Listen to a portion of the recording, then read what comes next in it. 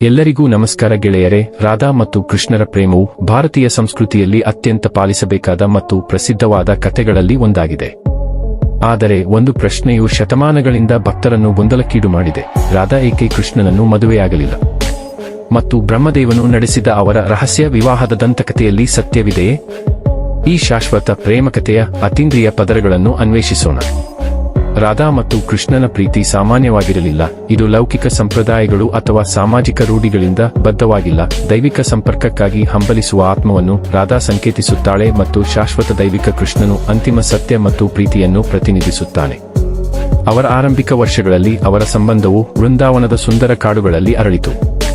ಅವರು ನೃತ್ಯ ಮಾಡಿದರು, ಆಡಿದರು ಮತ್ತು ಮಾರಣಾಂತಿಕ ಗ್ರಹಿಕೆಯನ್ನು ಮೀರಿದ ಕ್ಷಣಗಳನ್ನು ಹಂಚಿಕೊಂಡರು. ಆದರೆ ಅವರ ಬಂಧವು ಮದುವೆಯಂತಹ ಐಹಿಕ ಸಂಪ್ರದಾಯಗಳನ್ನು ಅನುಸರಿಸಲು ಎಂದಿಗೂ ಉದ್ದೇಶಿಸಿರಲಿಲ್ಲ. ಕೃಷ್ಣನು ಮಥುರಾದಲ್ಲಿ ತನ್ನ ಕರ್ತವ್ಯಗಳನ್ನು ಪೂರೈಸಲು ವೃಂದಾವನವನ್ನು ತೊರೆದಾಗ ರಾಧಾ ಮತ್ತು ಗೋಪಿಯರು ಎದೆಗುಂದಿದರು.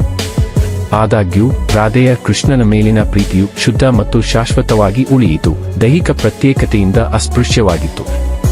ರಾಧಾ ಮತ್ತು ಕೃಷ್ಣ ವಿವಾಹವಾಗದಿರಲು ಕಾರಣ ಅವರ ಸಂಬಂಧದ ಆಧ್ಯಾತ್ಮಿಕ ಸಾರದಲ್ಲಿದೆ. ಮದುವೆಯು ಮಾನವ ಅಗತ್ಯಗಳು ಮತ್ತು ಆಸೆಗಳನ್ನು ಆಧರಿಸಿದ ಒಕ್ಕೂಟವಾಗಿದೆ. ಆದರೆ ರಾಧಾ ಮತ್ತು ಕೃಷ್ಣನ ಬಂಧವು ದೈವಿಕ ಜೊತೆ ಆತ್ಮದ ಒಕ್ಕೂಟವನ್ನು ಪ್ರತಿನಿಧಿಸುತ್ತದೆ.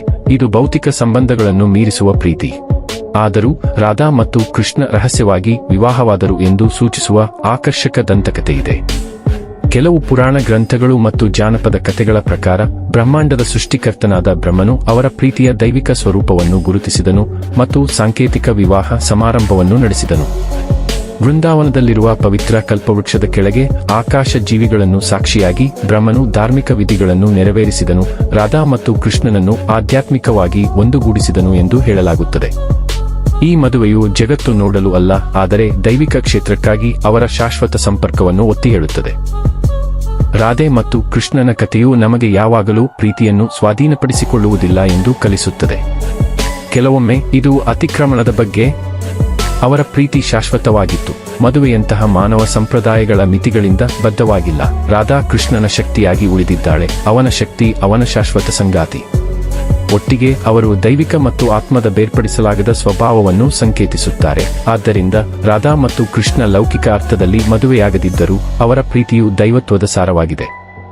ಮತ್ತು ಬಹುಶಃ ರಹಸ್ಯ ಬ್ರಹ್ಮ ವಿವಾಹವು ನಿಜವಾದ ಪ್ರೀತಿಗೆ ಮಾನ್ಯತೆಯ ಅಗತ್ಯವಿಲ್ಲ ಎಂದು ನೆನಪಿಸುತ್ತದೆ. ಇದು ಸಮಯ, ಸ್ಥಳ ಮತ್ತು ಸಾಮಾಜಿಕ ಮಾನದಂಡಗಳ ಗಡಿಗಳನ್ನು ಮೀರಿ ಅಸ್ತಿತ್ವದಲ್ಲಿದೆ. ರಾಧಾ ಮತ್ತು ಕೃಷ್ಣನ ಕಥೆ ನಿಮಗೆ ಅರ್ಥವೇನು ಎಂಬುದನ್ನು ಕಾಮೆಂಟ್ಗಳಲ್ಲಿ ನಮಗೆ ತಿಳಿಸಿ. ಮತ್ತು ಭಾರತೀಯ ಪುರಾಣಗಳಿಂದ ಇಂತಹ ಇನ್ನಷ್ಟು ಕಥೆಗಳನ್ನು ಇಷ್ಟಪಡಲು, ಹಂಚಿಕೊಳ್ಳಲು ಮತ್ತು ಚಂದಾದಾರರಾಗಲು ಮರೆಯಬೇಡಿ.